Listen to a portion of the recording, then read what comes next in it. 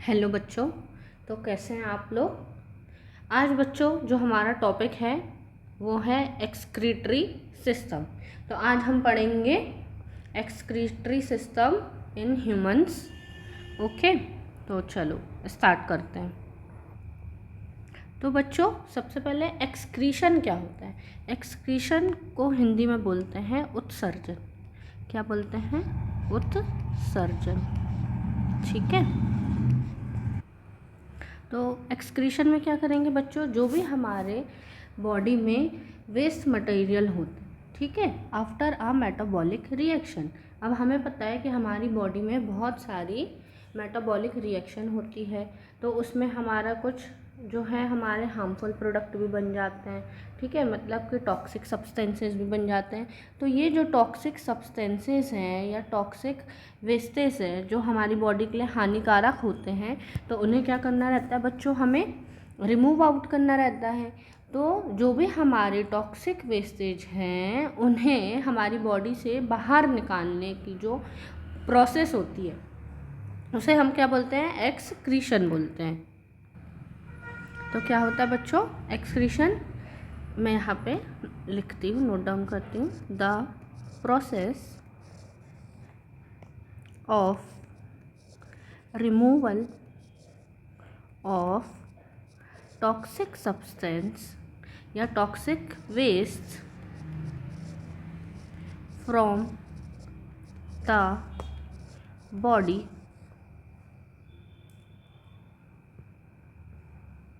is called excretion। ठीक है, is that clear?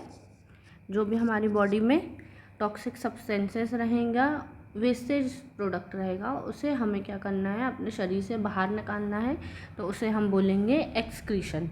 और जो सिस्टम इस काम के लिए हेल्प करता है उसे हम क्या बोलते हैं? Excretory system. तो एक्सक्रीटरी सिस्टम क्या हुआ बच्चों कि एक्सक्रीटरी सिस्टम जो एक्सक्रीशन का काम करेगा, जो सिस्टम एक्सक्रीशन का उत्सर्जन का काम करेगा उसे हम बोल देंगे एक्सक्रीटरी सिस्टम, उत्सर्जन तंत्र। ठीक है।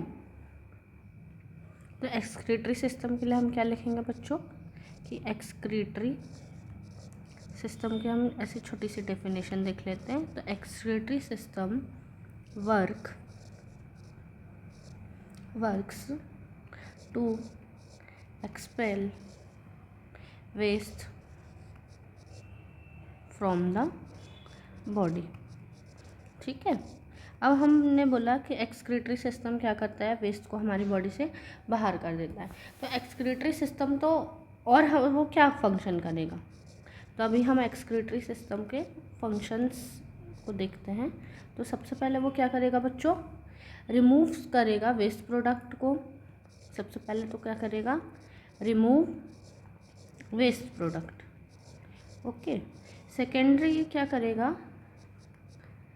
ये हेल्प करेगा हमारे केमिकल कंसंट्रेशन को बैलेंस करने में। किसमें? जो भी हमारी बॉडी में केमिकल कंसंट्रेशन रहता है, केमिकल्स, अब हमारा इतना बड़ा शरीर है, बॉडी है, उसमें बहुत सारे केमिकल्स वर्क करते हैं, तो उनको क्या करता है, मेंटेन करने में, बैलेंस करने का काम भी कौन करता है? एक्सक्रीटरी सिस्टम हेल्प करता है इसमें भी। तो help maintain balance chemical concentration. तो बॉडी में केमिकल कंसंट्रेशन को बैलेंस करने में भी एक्सक्रीटरी सिस्टम हेल्प करता है। देन फिर हम बात करें और क्या करता है ये, तो बैलेंस करता है ये बॉडी फ्लूइड को भी ये क्या करता है बच्चों, बैलेंस करता है। नेक्स्ट और ये क्या काम करता है, तो ये क्या करता है, help in releasing hormone to organize human body blood pressure को मेंटेन करने के लिए भी ये क्या करता है, हार्मोन को रिलीज़ करने में हेल्प करता है। ठीक है। तो ये थे उसके, और ये पीएच को भी मेंटेन करता है, मेंटेन पीएच। ठीक है। तो ये उसके कुछ फंक्शन थे। अब हमने बात किया कि जो भी हमारी केमिकल रिएक्शन हो रही है तो उसमें टॉक्सिक सब्सटेंसेस बन रहे हैं। तो जो भी रिएक्शन हो रही है हमारी, मेटाबॉलिक रिएक्शन हो रही है, तो उसमें मेजरली क्या क्या प्रोडक्ट बनते हैं, अब हम उनकी बात करते हैं। ठीक है, तो सपोज हमारे क्या क्या प्रोडक्ट बने, तो जैसे हमारी बॉडी में बना सोडियम, ठीक है, कौन कौन से आयंस बने, ये आयंस की बात हो रही है, पोटेशियम, क्लोराइड, फॉस्फेट हो गया, ठीक है। और क्या बनेगा बच्चों, सल्फेट बनेगा, फिर वाटर बनेगा, ग्लूकोज भी बनता है बॉडी में, है ना, अमीनो एसिड भी बनता है। और क्या बनता है बच्चों, तो अमोनिया भी बनता है, फिर यूरिया भी बनता है और यूरिक एसिड भी बनता है। तो ये सब जो है हमारे कुछ प्रोडक्ट्स हैं, हम सारे प्रोडक्ट्स को टॉक्सिक नहीं बोलेंगे, कुछ हमारे लिए एसेंशियल भी है, ज़रूरी भी है, जो हमें क्या करते हैं, हम जिन्हें पार्शियली रिमूव करते हैं या तो हम इन्हें टोटली रिमूव आउट कर देते हैं। तो इन जो प्रोडक्ट्स हैं, मतलब कि जो भी हमारा वाटर है, अच्छा CO2 भी है, वाटर भी है, तो इन जो प्रोडक्ट्स बना है हमारा, तो इनका कुछ रोल भी है हमारी बॉडी में। तो अब हम इसे किन किन को रिमूव आउट कर रहे हैं और किन्हें बॉडी में यूज़ करते हैं, अभी हम उसे आगे स्टडी करेंगे। तो अब जो अमोनिया है बच्चों, क्या क्या हुआ, अमोनिया, यूरिया और यूरिक एसिड, ये क्या है, ये हमारे होते हैं major form of nitrogenous wastage है। ये क्या है, जो तीन मैंने बताया, अमोनिया, यूरिया और यूरिक एसिड, वो क्या है, मेजरली क्या है बच्चों, ये मेजर फॉर्म ऑफ नाइट्रोजनस क्या है, ये वेस्टेज है, और इन्हें हमें बॉडी से रिमूव आउट करना ही है। किस किस को, अमोनिया, यूरिया और यूरिक एसिड को हमें बॉडी से एक्सपील आउट करना है, बाहर निकालना है, ठीक है, ओके, ठीक है। तो अभी हमारी बॉडी में हम बता रहे हैं कि जो तीन मेजर नाइट्रोजनस वेस्टेज है, अमोनिया, यूरिया और यूरिक एसिड, इसे हमें रिमूव आउट करना है। अब बच्चों हमारे इन्वायरमेंट में हमें पता है कि बहुत सारे एनिमल्स हैं, है ना, और ये एनिमल्स जो हैं उनके एक्सक्रीटरी प्रोडक्ट्स भी अलग अलग होंगे। अब डिफरेंट डिफरेंट एनिमल हैं तो उनके एक्सक्रीटरी प्रोडक्ट भी कैसे होंगे बच्चों, डिफरेंट होंगे। कोई यूरिया जो है रिमूव आउट करेगा, कोई एनिमल है जो अमोनिया को रिमूव आउट करेगा, कोई यूरिक एसिड को करेगा। तो ये जो डिफरेंट डिफरेंट हमारे एक्सक्रीटरी प्रोडक्ट्स रहते हैं, उनके लिए अलग अलग एनिमल्स के लिए एक्सक्रीटरी ऑर्गन भी कैसे रहते हैं बच्चों, डिफरेंट डिफरेंट रहते हैं, ठीक है। जैसे कि अगर हम सपोज अर्थवॉर्म की बात करें, तो अर्थवॉर्म में एक्सक्रीटरी ऑर्गन क्या हो जाता है बच्चों, नेफ्रीडिया हो जाता है। अर्थवॉर्म में क्या हो जाएगा, एक्सक्रीटरी ऑर्गन नेफ्रीडिया। जैसे अगर अपन सपोज कॉकरोच की बात करें, कॉकरोच है तो कॉकरोच में मेलपिगियन ट्यूब्यूल्स होते हैं। क्या होते हैं, मेलपिगियन, स्पेलिंग यहाँ रॉन्ग हो गई, मेलपिगियन ट्यूब्यूल्स होते हैं, ठीक है। फिर जैसे अगर हम बात करें किसकी, प्लेटीहेल्मिन्थेस की, ठीक है, या फ्लैट वॉर्म है, जैसे कि सपोज फ्लैट वॉर्म्स है हमारे पास, फ्लैट वॉर्म्स है तो उनके पास क्या रहेंगे, फ्लेम सेल रहेंगे, फ्लेम सेल। जैसे अगर हम बात करें फिशेस की, तो फिश में पता है हमें क्या रहता है, गिल्स रहता है।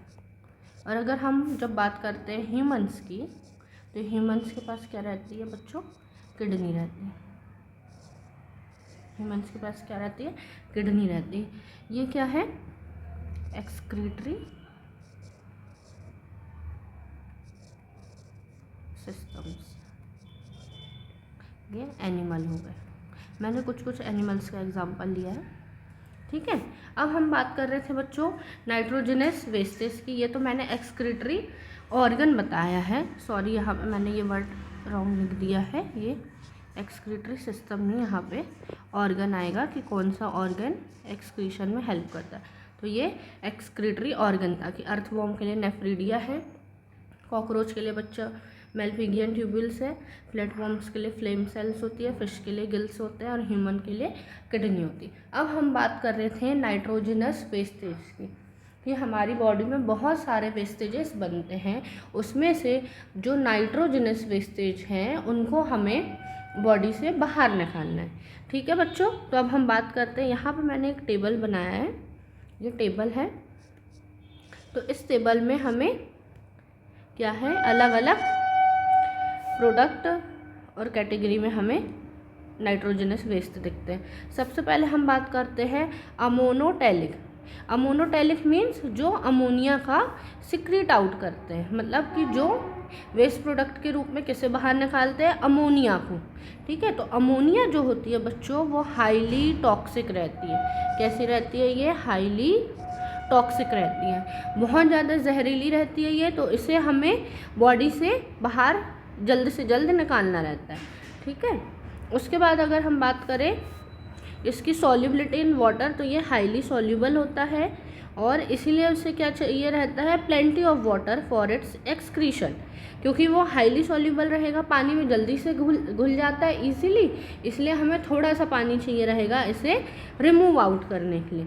अब जो अमीनोटैलिक एनिमल्स हैं वो कौन कौन से होते हैं, मतलब कि जो अमोनिया का एक्सक्रीशन करते हैं वो कौन कौन से एनिमल होते हैं, तो फ्रेश वाटर एक्वेटिक एनिमल। क्या है बच्चों? फ्रेश वाटर एक्वेटिक एनिमल, जैसे कि बोनी फिश हो गई, अमीबा हो गया, ये क्या करते हैं, अमोनिया को एक्सक्रीट आउट करते हैं। ठीक है, अब हम बात करते हैं सेकेंड यूरियोटैलिक।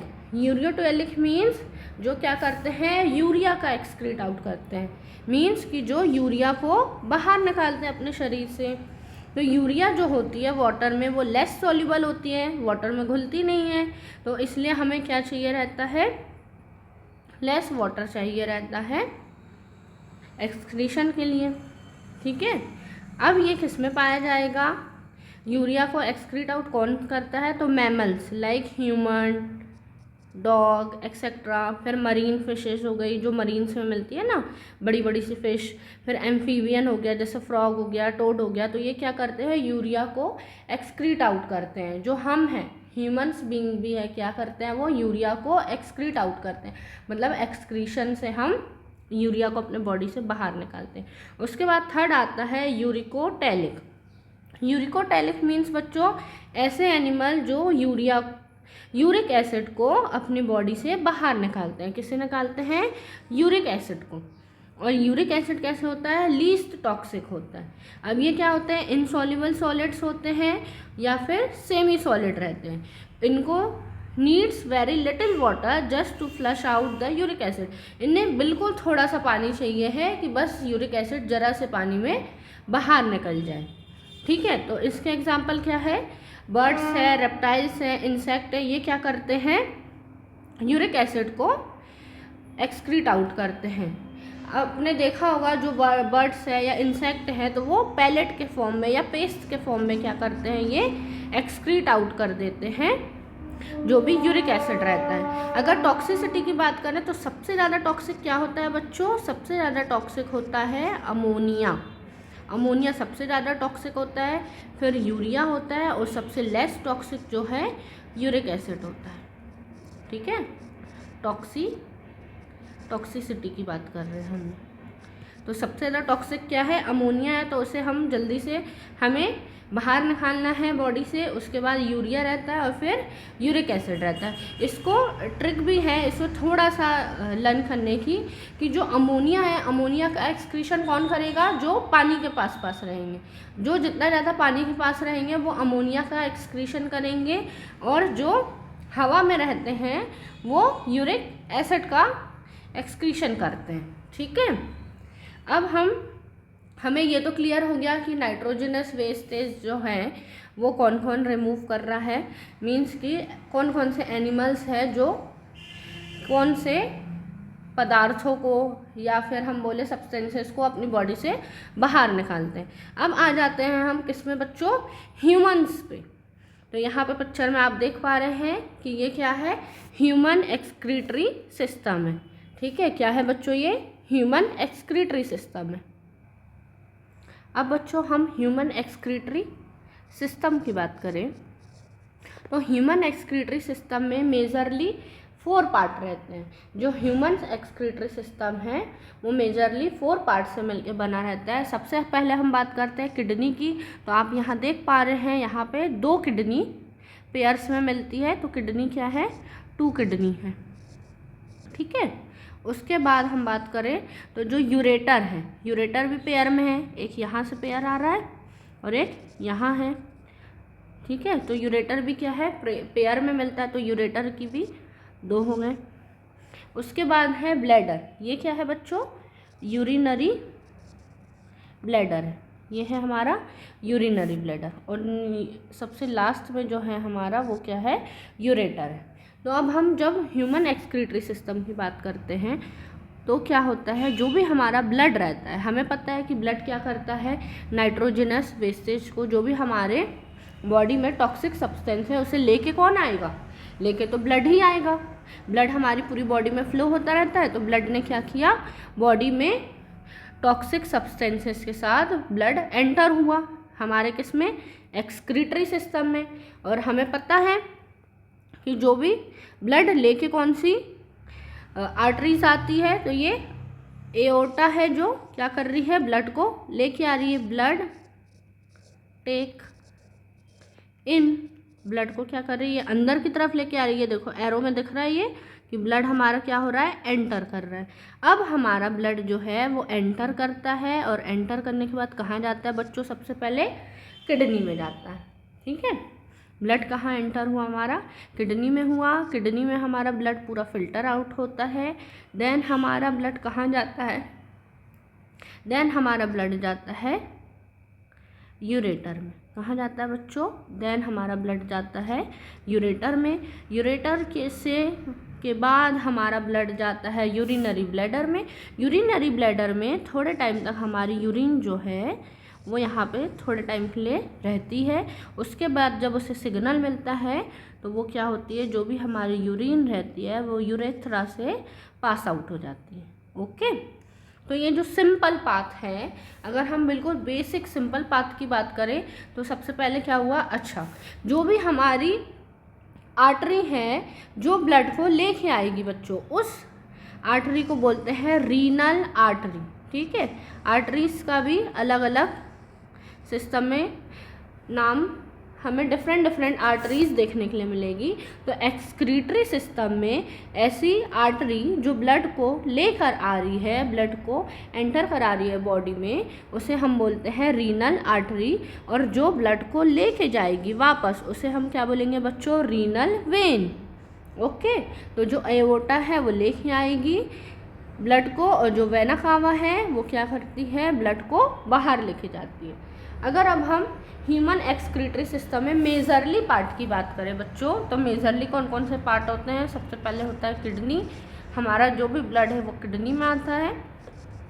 किडनी के बाद जो ब्लड है वो फिल्टर होके फिर देन कहाँ पे जाता है, जो भी हमारा यूरिन रहता है ना, तो वो किडनी में आएगा। किडनी के बाद कहाँ पे जाता है, तो वो जाएगा हमारा यूरेटर में। ये मैं एक पाथ बता रही हूँ, ठीक है, पैसेज बता रही हूँ यूरिन का। किडनी में, फिर यूरेटर में, यूरेटर के बाद जाएगा वो यूरिनरी ब्लैडर में, और यूरिनरी ब्लैडर के बाद वो क्या होगा, बाहर निकल जाएगा यूरेथ्रा से। ओके, तो ये एक बेसिक पैसेज है या बेसिक पाथ है यूरिन का। ठीक है, अब हम आगे डिटेल स्टडी करते हैं। अब हम सारे सिस्टम में जितने भी ऑर्गन हैं, हम किडनी और रीनल आर्टरी, फिर यूरेटर जो है, यूरिनरी ब्लैडर, यूरेथ्रा को हम एक एक को स्टडी करते हैं। हम सबसे पहले देखते हैं किडनी के बारे में। ठीक है, तो किडनी का यहाँ पे आप एलएस ऑफ किडनी देख सकते हैं। यहाँ पे किडनी था, जो किडनी का एलएस है, ये लॉन्गिट्यूडिनल सेक्शन हमने कट किया है। तो हमारी किडनी देखो बच्चों ऐसी दिखाई देती है। ठीक है, अब हम किडनी के बारे में देखते हैं। ठीक है, तो अब बच्चों हम किडनी की बात करें तो सबसे पहले किडनी का हम देखते हैं शेप। ठीक है, तो किडनी का शेप और साइज़ कैसा होता है। तो किडनी कैसी है, सबसे पहले तो रेडिश ब्राउन कलर की होती है। कैसी होती है बच्चों, रेडिश ब्राउन। आप यहाँ पे पिक्चर में देख सकते हैं, ये रेडिश ब्राउन कलर की दिख रही है हमें किडनी। ये रेडिश ब्राउन कलर की क्या होती है, किडनी होती है। तो इसका कलर कैसा हो गया, reddish brown. Bean shape structure होता है। कैसा होता है बच्चों, ये बीन शेप स्ट्रक्चर होता है। जैसे बीन दिखती है ना, लाइक दिस, इसका क्या होता है बच्चों, शेप होता है बीन शेप। ओके, उसके बाद इसकी अगर हम बात करें लेंथ की, लेंथ अगर किडनी की लेंथ की बात करें तो ये रहेगी 10 से 12 सेंटीमीटर। 10 से 12 सेंटीमीटर की लेंथ होती है। और इसकी विड्थ की बात करें तो 5 से 7 सेंटीमीटर, 5 to 7 सेंटीमीटर इसकी क्या होती है बच्चों, विड्थ होती है। देन इसमें कुछ ना कुछ थिकनेस भी रहेगी, तो 2 to 3 सेंटीमीटर इसकी क्या रहती है, थिकनेस रहती है।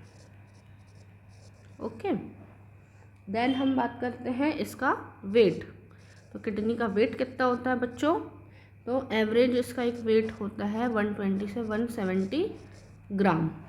ठीक है, तो अभी हमने किडनी का क्या देखा, उसका कलर रेडिश ब्राउन कलर की होती है, बीन शेप स्ट्रक्चर है, लेंथ होगी उसकी 10 से 12 सेंटीमीटर की, विड्थ होगी उसकी 5 से 7 सेंटीमीटर की, 2 से 3 सेंटीमीटर उसकी थिकनेस रहती है। मीन्स ये किडनी जो है, इसकी मोटाई की अगर हम बात करें यहाँ से यहाँ तक मोटाई, तो उसकी थिकनेस रहेगी।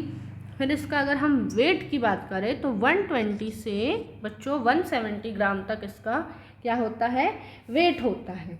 ठीक है, अब ये सिट्यूटेड कहाँ रहेगी, है ना, सिट्यूटेड कहाँ रहेगी, सिट्यूटेड, तो सिट्यूटेड ये रहेगी ये लास्ट थोरेसिक। कहाँ पे बच्चों, last thoracic and third lumbar puncture, third lumbar vertebra, third lumbar vertebra में last thoracic and third lumbar vertebra के बिटवीन, ठीक है, क्लोज हमारी किडनी सिट्यूटेड रहती है। बिटवीन, यहाँ पे लिख देती हूँ मैं, बिटवीन में स्किप कर दी थी, between last thoracic and third lumbar vertebra of the abdominal cavity. ठीक है,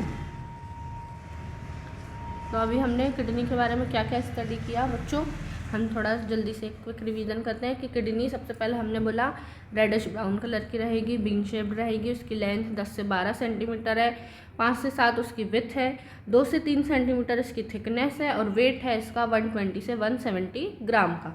फिर ये सिट्यूटेड कहाँ रहेगी, तो between last thoracic and third lumbar vertebra में के बीच में ये सिट्यूटेड रहती है एब्डोमिनल कैविटी में। तो इतना क्लियर हुआ आपको किडनी के बारे में। ठीक है, अब हम किडनी का और अगर डीपली स्टडी करें, अब हम यहाँ पे इसके स्ट्रक्चर में देखते हैं। ठीक है, तो किडनी का मेनली ये कॉनकेव जो पार्ट रहता है, किडनी का मेनली 2 पार्ट रहता है, एक रहता है कॉर्टेक्स और एक होता है बच्चों मेड्यूला। तो जो कॉर्टेक्स रहता है वो बाहर वाला पार्ट, आप देख रहे हैं बाहर जो एक ऐसा कॉनकेव स्ट्रक्चर दिख रहा है, तो ये है हमारा कॉर्टेक्स, और अंदर वाले पार्ट को हम क्या बोल देंगे, मेड्यूला। तो इनर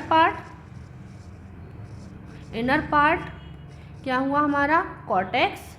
इनर पार्ट क्या हुआ बच्चों, कॉर्टेक्स, सॉरी इनर पार्ट हुआ हमारा मेड्यूला, इनर पार्ट क्या हुआ हमारा, मेड्यूला, और आउटर जो पार्ट है, बाहर वाला जो हिस्सा है, उसे हम बोलते हैं कॉर्टेक्स। क्या बोलते हैं बच्चों, कॉर्टेक्स। ठीक है, क्या बोलते हैं, कॉर्टेक्स। तो जो हमारा इनर वाला पार्ट है उसे हम बोलते हैं मेड्यूला, और बाहरी जो बाहर वाला पार्ट है उसे बोलते हैं कॉर्टेक्स। ठीक है। अब किडनी में हमने बात कर रहे थे रीनल आर्टरी रहती है और रीनल वेन रहती है। रीनल आर्टरी का क्या काम है बच्चों? ब्लड को ये क्या करेगा? किडनी के अंदर लेके जाएगा। ब्लड को ये क्या करता है? किडनी के अंदर लेके जाता है। कौन? Renal artery. ठीक है। तो रीनल आर्टरी ब्लड को अंदर की तरफ लेके जा रही है, और रीनल वेन क्या करेगी बच्चों? ब्लड को बाहर लेके आएगी। जो भी हार्मफुल या ब्लड डीऑक्सीजनेटेड ब्लड रहता है उसको वो बाहर की तरफ लेके आती है। तो जो ब्लड को बाहर लेके आएगी वो होती है रीनल वेन, और जो ब्लड को अंदर की तरफ ले जाएगी उसे बोलते हैं रीनल आर्टरी। ठीक है। और उसके बाद हमने बात करे थे यूरेटर। यूरेटर भी क्या होता है बच्चों? आप यहाँ देख पा रहे हैं, यूरेटर भी किडनी से अटैच होता है। ठीक है। तो एक नोच पार्ट होता है, नोच वाला पार्ट रहता है, जहाँ से रीनल आर्टरी, रीनल वेन और यूरेटर तीनों एंटर करते हैं। इस पासिंग गेट को बच्चों हम बोल देते हैं हाइलम। क्या बोलते हैं? एक पासिंग गेट रहता है hilum. It is a gate. हम उसे गेट बोल सकते हैं जहाँ से कोई भी चीज़ एंटर होती है। It is a gate to entry. ठीक है। अब किसकी एंट्री कर रहा है ये? It is a gate to entry renal artery, renal vein, और हमारा क्या हो गया? यूरेटर। और क्या हो गया बच्चों? हमारा यूरेटर। तो हाइलम क्या होता है? हाइलम से एक गेट की तरह काम करता है, जहाँ से रीनल आर्टरी, रीनल वेन और हाइलम जो है एंटर करता है। उसके जस्ट बाद वाला यहाँ वाला भाग जो देख रहे हो आप लोग, यहाँ वाला जो पोर्शन है इसे हम क्या बोलते हैं? पेल्विस। क्या बोलते हैं बच्चों? ये है हमारा पेल्विस। ठीक है। पेल्विस के बाद क्या आता है? हमारा मेजर और माइनर कैलेक्स आता है। ठीक है। तो ये जो मोटी मोटी सी नली जैसा लाइक स्ट्रक्चर दिख रहा है, ट्यूब जैसा लाइक, ये ट्यूब जैसा मोटा मोटा सा जो स्ट्रक्चर है, इसे हम बोल देते हैं मेजर कैलेक्स। और मेजर कैलेक्स से यहाँ से छोटी छोटी छोटी छोटी क्या होती है? पतली सी धागे जैसी थिन सी ट्यूब्यूल निकलती है, पतली सी, उसे हम क्या बोल देते हैं? Minor calyx. ठीक है। उसके बाद ये जो पिरामिडल शेप रहता है, पिरामिडल शेप लाइक स्ट्रक्चर, तो इसे हम मेड्यूला बोल देते हैं। ये आप देख रहे हैं पिरामिड लाइक स्ट्रक्चर रहेगा किडनी के अंदर का भाग, तो इसे हम क्या बोल देंगे बच्चों? मेड्यूला बोल देंगे। ठीक है। और इसी में रहता है जक्स्टा ग्लोमेरुलस। ठीक है। वो हम आगे डिटेल में पढ़ेंगे। तो अभी हमने किडनी में कौन कौन सा पार्ट देखा? तो किडनी का जो सबसे बाहरी भाग रहता है उसे हम बोलते हैं कॉर्टेक्स, और अंदर वाले भाग को बच्चों हम बोलते हैं मेड्यूला। फिर उसमें जहाँ से renal artery, renal when, ureter enter करते हैं उस गेट को हम बोल देते हैं हाइलम। उसके बाद जस्ट हाइलम के जस्ट बाद वाला भाग होता है हमारा पेल्विस। पेल्विस के बाद आता है हमारा मेजर कैलेक्स और माइनर कैलेक्स। ठीक है। और सबसे अंदर वाला भाग तो हमें पता ही है कि मेड्यूला है। तो इतने पार्ट मिलके क्या बनाते हैं बच्चों? किडनी बनाते हैं। ठीक है। यहाँ तक कोई कंफ्यूजन है या नहीं? तो बच्चों अभी हमने किडनी का स्ट्रक्चर देखा। अब हम बात करते हैं नेफ्रॉन की। तो नेफ्रॉन क्या होता है बच्चों? नेफ्रॉन हमारा structural and functional unit of kidney होता है। ठीक है। जैसे कि हम अपनी बॉडी में बात करते थे, हमारे बॉडी की building blocks structural and functional unit of life cell होता था, वैसे ही नेफ्रॉन जो है वो क्या है? किडनी की स्ट्रक्चरल एंड फंक्शनल यूनिट होती है। नेफ्रॉन क्या होता है? Nephron is the structural and functional unit of kidney. तो किडनी की फंक्शनल और स्ट्रक्चरल यूनिट क्या है? नेफ्रॉन होती है। एंड नेफ्रॉन कितनी होती है? तो नेफ्रॉन की जो अमाउंट होता है 1 मिलियन तक नेफ्रॉन जो है हमारी किडनी में मिलता है। कितना मिलता है बच्चों? 1 मिलियन।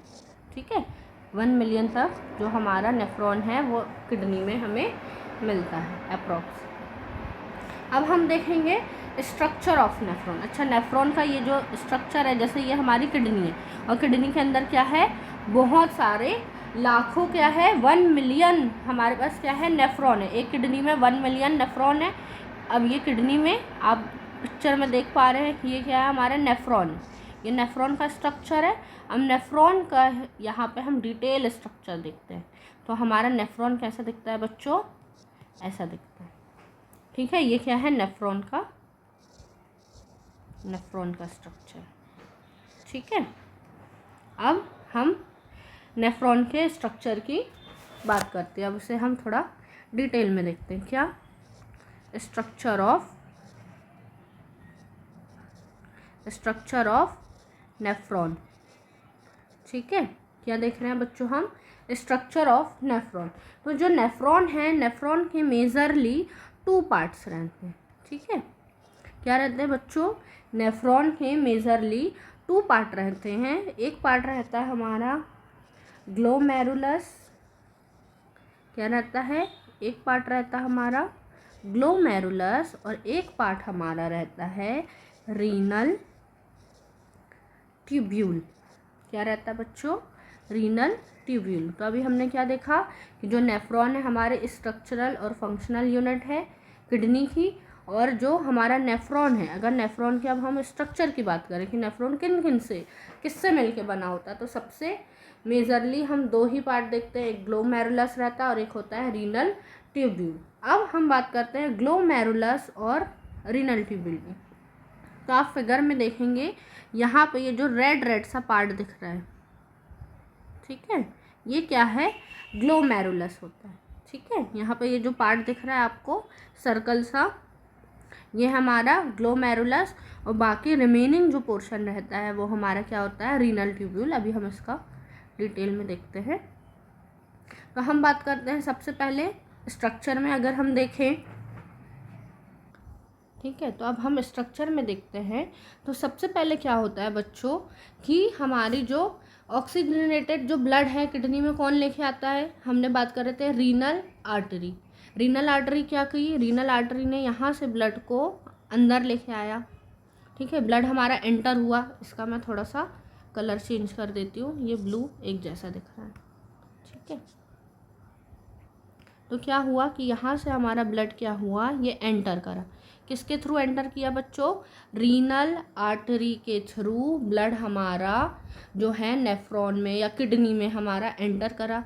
ठीक है, अब हमारा ब्लड जो है किडनी में एंटर करा, तो ये जो रीनल आर्टरी थी अब वो क्या होगा? छोटे छोटे पतले पतले पार्ट्स में क्या होगी? वो डिवाइड हो जाएगी। किसमें? आर्टरियोल्स में।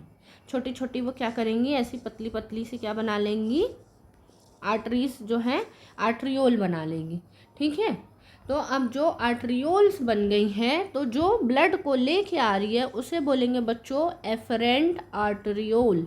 क्या बोलेंगे? ब्लड को लेके आने वाली। ठीक है, ब्लड को एंटर या लेकर आने वाली।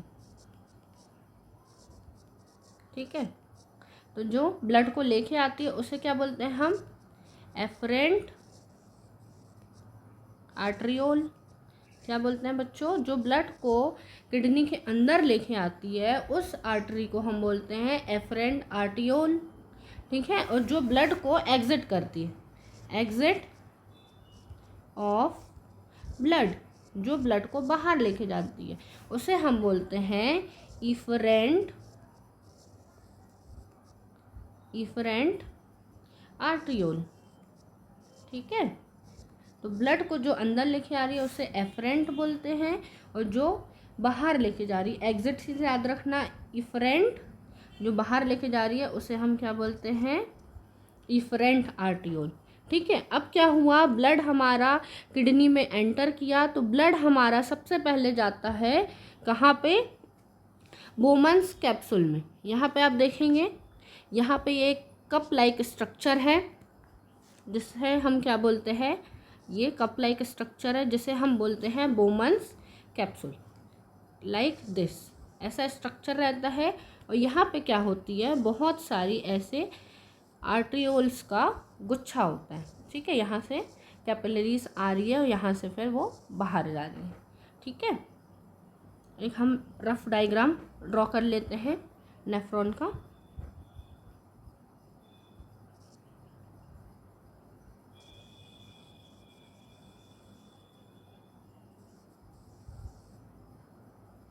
यहाँ से थोड़ा सा मुझे घुमावदार बनाना था,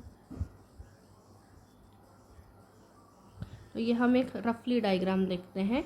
तो क्या होता है, सबसे पहले ब्लड हमारा एंटर किया यहाँ से, किससे, एफरेंट आर्टियोल से ब्लड एंटर किया यहाँ बोमन्स कैप्सूल में। अब बोमन्स कैप्सूल में क्या है, ये कप लाइक स्ट्रक्चर है बच्चों। बोमन्स कैप्सूल में बहुत सारी आर्टरीज का, आर्ट्रियोल का गुच्छा होता है, बहुत सारी आर्ट्रियोल्स का गुच्छा होता है, जिसे हमने इस गुच्छे को हमने क्या बोल दिया है, ग्लोमेरुलस। इस गुच्छे को हमने क्या बोल दिया बच्चों, ग्लोमेरुलस। और ये जो कप लाइक स्ट्रक्चर है, ठीक है, ये ऐसा कप लाइक जो स्ट्रक्चर है, इसे हमने क्या बोल दिया है, बोमन्स कैप्सूल। ठीक है, इसे हमने क्या बोल दिया, बोमन्स कैप्सूल। अब क्या हुआ, ब्लड हमारी बॉडी में एंटर किया, ठीक है, जो भी हमारा फिल्ट्रेशन हुआ, और फिल्टर आउट होके जो ब्लड है हमारा क्या हुआ, वो एफरेंट आर्टियोल के थ्रू बाहर निकल गया और बॉडी में चला गया। रीनल वेन जो है, वेना कावा ने क्या किया, इसे बाहर लेके चली गई। ठीक है, तो जो ग्लोमेरुलस है और बोमन्स कैप्सूल है, ये दोनों मिलके ही क्या करते हैं, एक पार्ट हमारा बना लेते हैं, जैसे हमने बोला था यहाँ पे ग्लोमेरुलस में। तो ग्लोमेरुलस में क्या क्या आ जाएगा, एक हमारा आ जाएगा बोमन कैप्सूल,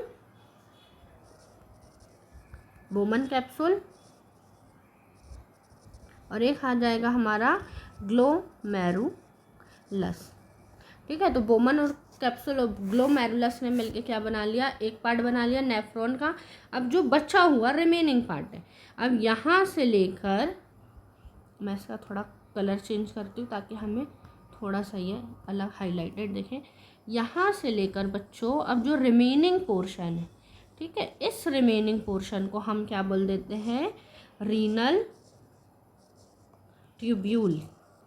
क्या बोल देते हैं बच्चों, रीनल ट्यूब्यूल। अब जो रिमेनिंग पोर्शन, ठीक है, अब क्या हुआ, अब हम इसकी प्रोसेस देखते हैं। तो हमारा जो ब्लड था वो यहाँ पे, अब बोमन्स कैप्सूल में क्या होगा, ब्लड फिल्टर आउट होगा, फिल्ट्रेट होगा।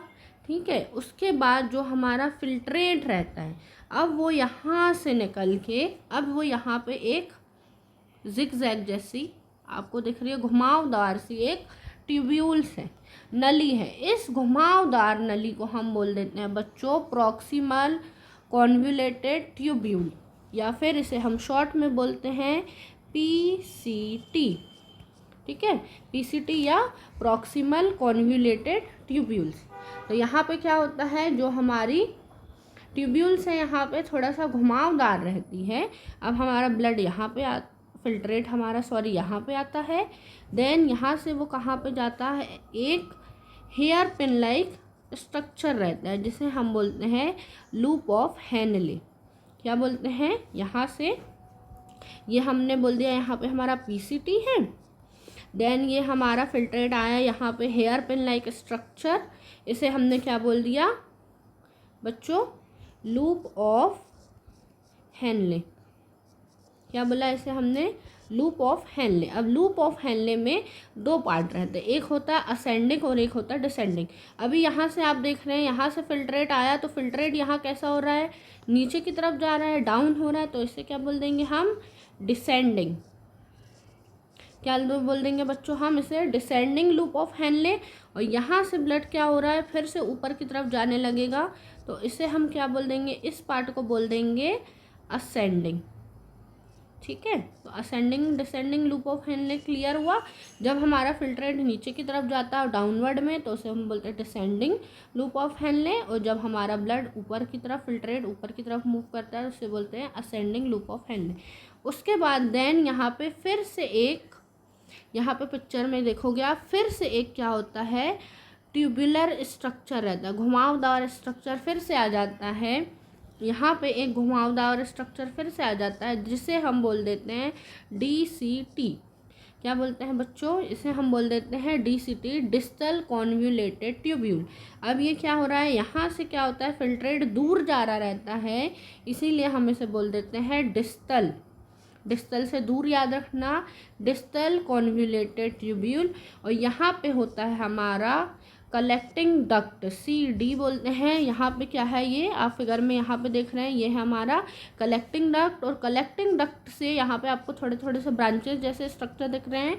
यहाँ से क्या होता है, बहुत सारे नेफ्रॉन आपस में कनेक्टेड रहते हैं, किससे, कलेक्टिंग डक्ट से। यहाँ पे बहुत सारे नेफ्रॉन, क्योंकि हमें पता है 1 मिलियन नेफ्रॉन है, तो बहुत सारे नेफ्रॉन जो है यहाँ पे आपस में जुड़े रहते हैं। तो हम देख रहे हैं यहाँ पे एक शॉर्ट सा फिगर, ये है हमारा क्या, नेफ्रॉन का स्ट्रक्चर, नेफ्रॉन। तो नेफ्रॉन में मेजरली हमने क्या क्या पार्ट देखा, तो सबसे पहले ग्लोमेरुलस है, मेजरली पार्ट देख रहे हैं, फिर बोमन्स कैप्सूल है, PCT है, लूप ऑफ हेनले है, DCT है और CD है। ठीक है, कौन कौन से स्ट्रक्चर है, glomerulus, Bowman's capsule, PCT, loop of Henley, DCT और कलेक्टिंग डक्ट, जिसको हमने शॉर्ट में लिखा है CD। ठीक है, यही क्या होता है, मेजरली हमारे नेफ्रॉन को कंप्लीट करते हैं, नेफ्रॉन का स्ट्रक्चर बनाते हैं। तो अब हमने यहाँ पे हमने लिखा था ग्लोमेरुलस ने क्या बनाया था, बोमन कैप्सूल और ग्लोमेरुलस से मिलकर हमारा ग्लोमेरुलस बना था। अब हमारा बच्चों किससे, रीनल ट्यूब्यूल में कौन कौन से पार्ट आ जाएगा, रिमेनिंग पार्ट क्या क्या आ जाएगा, PCT, फिर लूप ऑफ हेनले,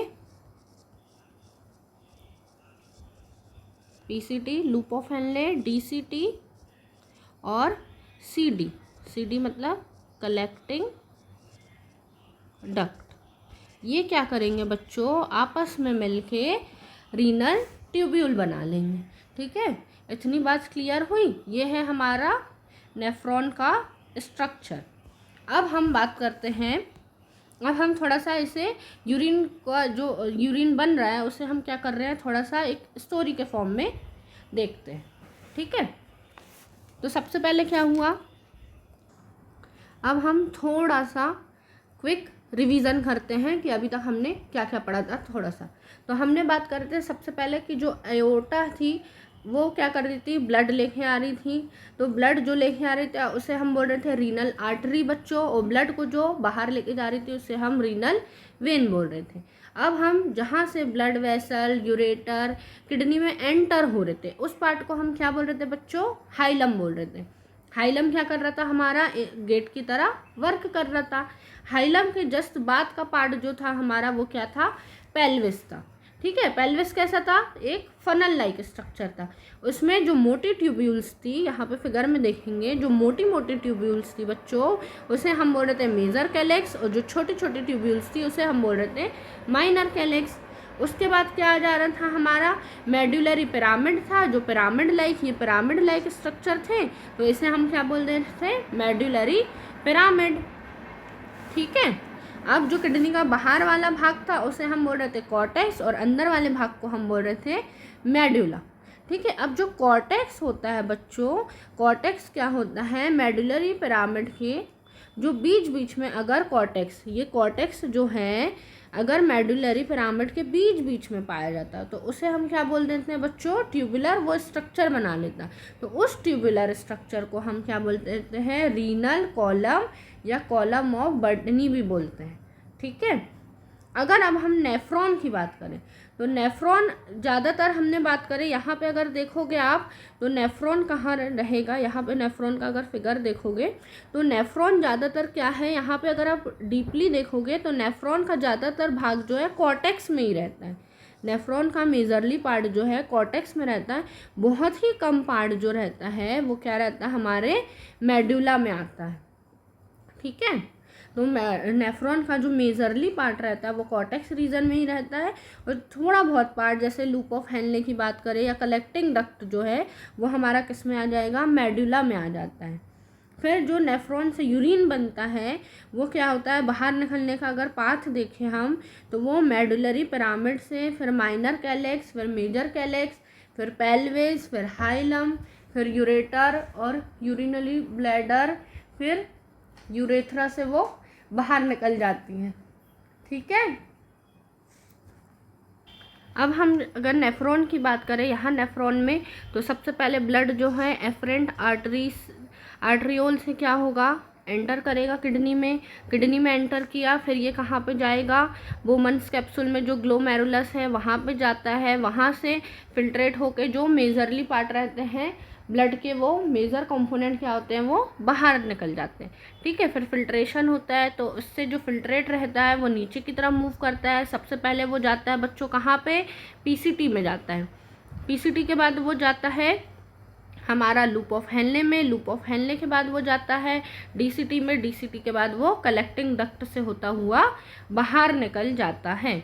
ये हमने यहाँ पे ड्रॉ करके भी देखा था, ग्लोमेरुलस में आया, ग्लोमेरुलस से बोमन कैप्सूल, फिर पीसीटी, पीसीटी से डिसेंडिंग हुआ लूप ऑफ हेनले, फिर असेंडिंग, फिर then DCT and then CD से कलेक्टिंग डक्ट से वो क्या हुआ, यूरिन जो है बाहर हुआ। कलेक्टिंग डक्ट से के बाद मेडुला से फिर माइनर कैलेक्स, मेजर कैलेक्स और pelvis, hilum, ureter, urinary bladder और यूरेथ्रा के थ्रू बाहर यूरिन। ठीक है, इज दैट क्लियर, इतनी बात समझ में आई। देन अब हम एक स्ट्रक्चर देख रहे हैं बच्चों, यहाँ पे अगर आप फिगर में देखेंगे तो ये लूप ऑफ हेनले के, ये जो लूप ऑफ हेनले बना है, मैं इसे थोड़ा क्लियर करती, ये लूप ऑफ हेनले के चारों तरफ आपको ये ब्लू सी जो लाइंस वेन्स दिख रही है।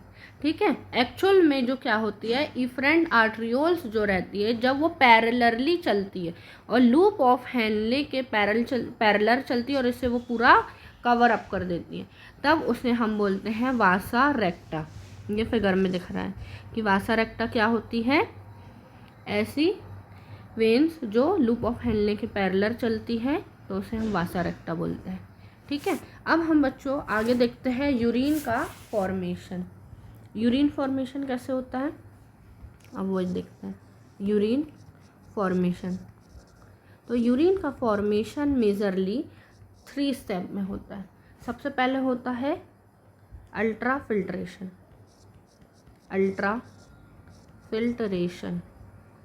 ठीक है, सबसे पहले क्या होगा, अल्ट्रा फिल्ट्रेशन, इसी को हम बोल देते हैं ग्लोमेरुलर फिल्ट्रेशन। इसी को कई बार बोल दिया जाता, कहीं कहीं आपको बुक्स में दिखेगा ग्लोमेरुलर फिल्ट्रेशन। सेकेंड होता है रीएब्जॉर्प्शन और थर्ड होता है सिक्रीशन। ठीक है, तो सबसे पहले यूरिन फॉर्मेशन में 3 स्टेप है, अल्ट्रा फिल्ट्रेशन, रीएब्जॉर्प्शन और सिक्रीशन।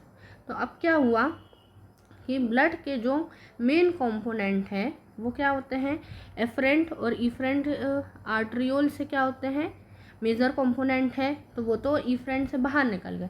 अब जो गंदगी है हमारे पास उसको हमें क्या करना है, फिल्टर आउट करना है। ठीक है, अब जो हमारा ब्लड है 1 मिनट में कितना ब्लड पंप करता है, तो 1 मिनट में वो हमारा ब्लड जो है, हमारा हार्ट जो है 1 मिनट में 5 लीटर तक का ब्लड जो है वो पंप करता है। और 1 लीटर जो ब्लड रहता है वो हमारा कहाँ आ जाता है, किडनी में आ जाता है।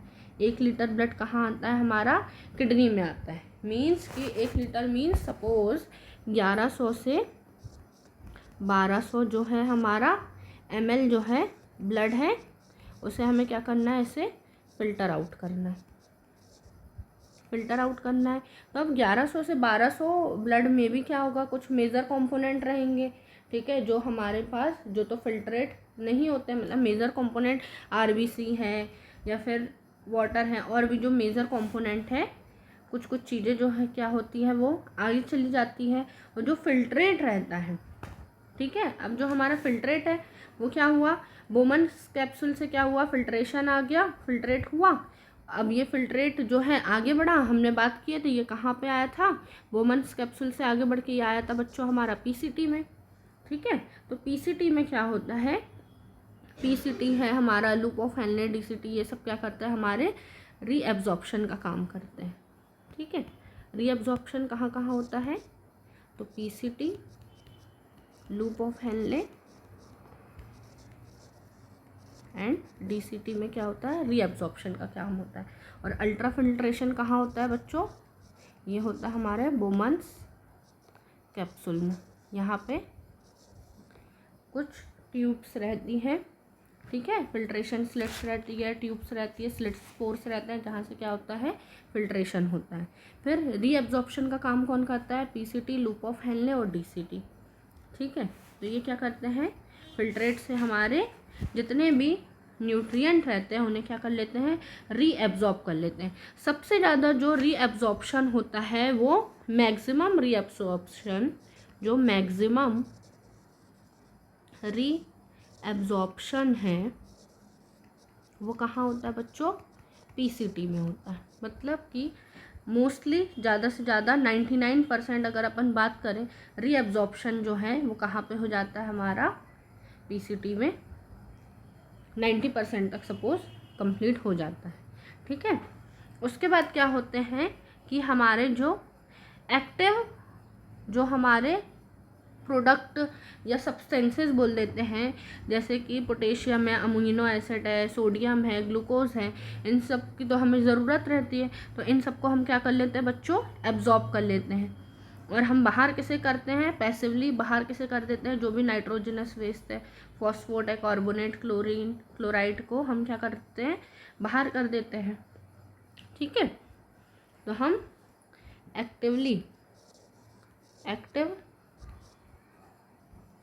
एक्टिव ट्रांसपोर्ट मीन जिनको हम रीएब्सॉर्ब कर ले रहे हैं, तो कौन है, Na+ है, फिर ग्लूकोज है, अमीनो एसिड है,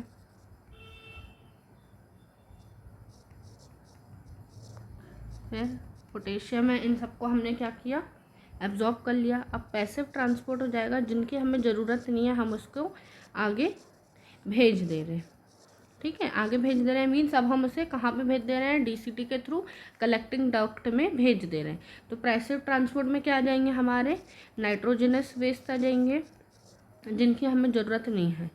ठीक है, H3O और क्लोराइड, इन सब की हमें ज़रूरत नहीं है। अब हम इसको कलेक्टिव डक्ट में भेज दिए हैं कि ये आगे पास हो जाए। अब हम नेक्स्ट बात करते हैं सिक्रीशन की। थर्ड क्या होता है, सिक्रीशन। तो हम सिक्रीशन किसका करते हैं बच्चों, जो प्रोडक्ट हमें नहीं चाहिए, जिसे हमें बाहर करना है, तो हम उसे क्या करते हैं, सिक्रीट आउट कर देते हैं, secrete out to collecting duct. Collecting duct में हमने क्या करे, इसे कलेक्टिंग डक्ट में भेज दिया है। यहाँ से क्या होगा, वो सारे जो भी वेस्ट प्रोडक्ट है वो बाहर निकल जाएंगे। तो जितने भी न्यूट्रिएंट थे, हमें 100% न्यूट्रिएंट हमने क्या किया, पीसीटी में, फिर लूप ऑफ हेनले में सबको एब्जॉर्ब कर लिया, वाटर एक्सेट्रा को, है ना, इनको हमने क्या किया, एब्जॉर्ब कर लिया। और जो भी हमारे वेस्ट मटेरियल है, बाइकार्बोनेट है, NaCl है, ठीक है, अमोनिया है, जिनकी हमें ज़रूरत नहीं है, उसे हमने क्या किया, बाहर निकाल दिया। अब लूप ऑफ हेनले जो है, लूप ऑफ हेनले में क्या होता है, वाटर और सॉल्ट को क्या कर लेते हैं, वाटर और सॉल्ट निकाल दिया जाता है, जिससे हमारी यूरिन क्या हो जाती है, कंसनट्रेट हो जाए। एक्चुअल में क्या होता है कि हमें वाटर को भी सेव करना है बॉडी के लिए, वाटर को तो रीअब्सॉर्ब करना रहता है। तो हम क्या करते हैं, ज़्यादा से ज़्यादा कंसनट्रेट फॉर्म में यूरिन को बाहर निकालते हैं। मतलब जो यूरिन रहती है हमारी कंसनट्रेट फॉर्म में रहती है, उससे हम क्या करते हैं, वाटर को एब्जॉर्ब कर लेते हैं। ठीक है, तो ये वाला काम जो है, सॉल्ट को ऐड करना और वाटर को एब्जॉर्ब कर लेना, ये वाला काम जो है हमारे कौन करता है, तो हमारे लिए लूप ऑफ हेनले करते हैं। और जो हमारी बॉडी से मतलब एक हेल्दी ह्यूमन की बात करें तो वो 1 to 1.5 लीटर जो है मेजरली पर डे क्या करता है, पर डे यूरिन जो है आउट करता है, यूरिन बाहर निकालता है। ठीक है, तो ये हमने बात किया था यूरिन की, यूरिन फॉर्मेशन कैसे हुआ और हमने जो भी हमारी बॉडी में यूरिया का जो वेस्टेज था तो उसे हमने कैसे बाहर निकाला। अब हम अगला नेक्स्ट बात करते हैं।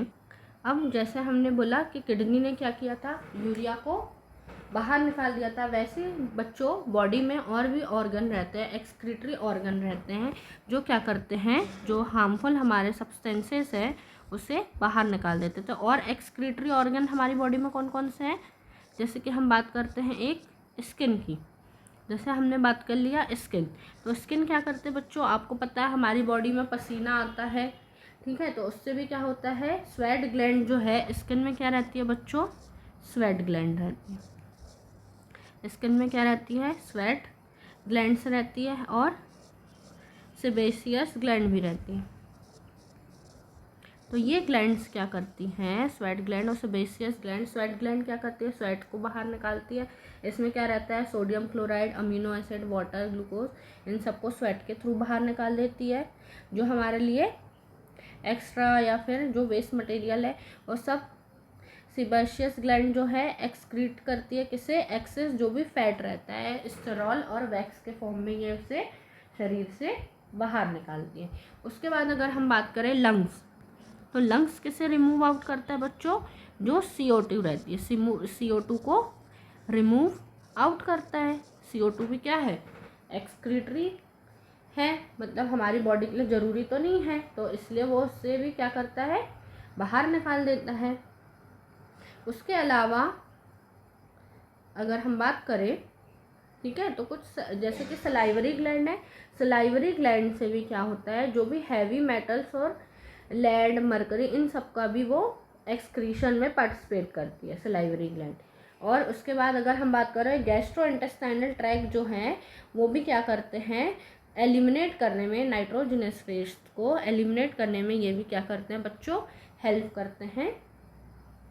तो हमने अभी आज जो देखा एक्सक्रीटरी सिस्टम ह्यूमन बॉडी का, तो आई होप आपको ये पूरा क्लियर हो गया होगा। Thank you.